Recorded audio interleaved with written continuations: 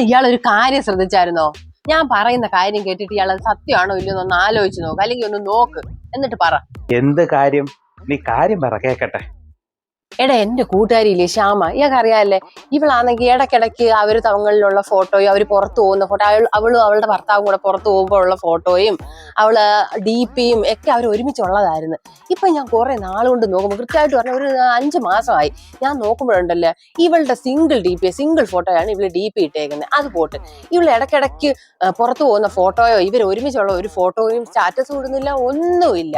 ഞാനാണെങ്കിൽ അങ്ങനെ എൻ്റെ ഒരു കൂട്ടുകാരി വിളിച്ച് ഇത് അന്വേഷിച്ച്, ഇനി ഇയാൾ പുറത്താണും പോയോന്ന് അറിയണമല്ലോ, നമ്മൾ വെറുതെ ഇല്ലാത്ത കാര്യങ്ങൾ പറയരുതല്ലേ.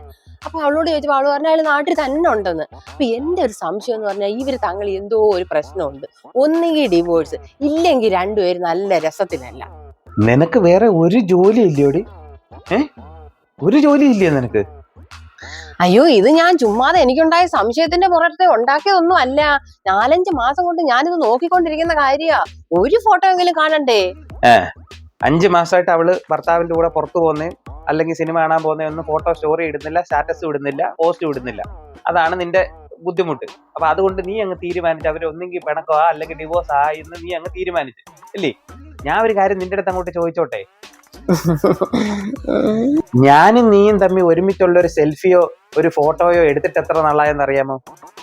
ഞാനും നീയും തമ്മിൽ ഒരുമിച്ചുള്ള ഒരു ഫോട്ടോ നീയോ ഞാനോ സ്റ്റാറ്റസ് ഇട്ടിട്ട് എത്ര നാളായെന്ന് അറിയാമോ? 5-6 മാസമായി.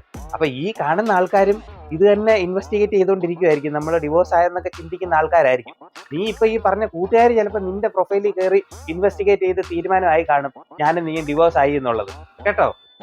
അയ്യോ, പറയുമ്പോൾ അങ്ങനെയൊക്കെ ചിന്തിക്കാല്ലേ. ആദ്യം അവനവന്റെ കുടുംബത്തിൽ ഒരുമിച്ചാണോ ജീവിക്കുന്നത്, അവനവന്റെ കുടുംബത്തിൽ ഒരുമിച്ച് സ്നേഹമുണ്ടോ ഇല്ലയോ എന്നുള്ളത് സ്വയം ഒന്ന് വിലയിരുത്തും. എന്നിട്ട് വല്ലവന്റെ ജീവിതത്തിൽ ഇൻവെസ്റ്റിഗേറ്റ് ചെയ്യാൻ പോകും. അവള് ഇൻവെസ്റ്റിഗേറ്റ് ചെയ്യാൻ നടക്കുന്നു. നീ മാത്രമല്ല, നിന്റെ കണക്ക് കുറെ എണ്ണം ഉണ്ട്. അയ്യോ, സത്യം ഇയാള് പറയുന്നത്? നമ്മൾ തമ്മിൽ ഫോട്ടോ എടുത്തിട്ട് 5 മാസമായെന്നോ? വാ, നമുക്ക് ഇപ്പൊ തന്നെ ഫോട്ടോ എടുക്കാം. തിരികെ ആർക്കും നമ്മൾ ആവശ്യമില്ലാത്ത ചിന്തകൾ കൊടുക്കാൻ ഒരു ഇതുണ്ടാക്കരുത്.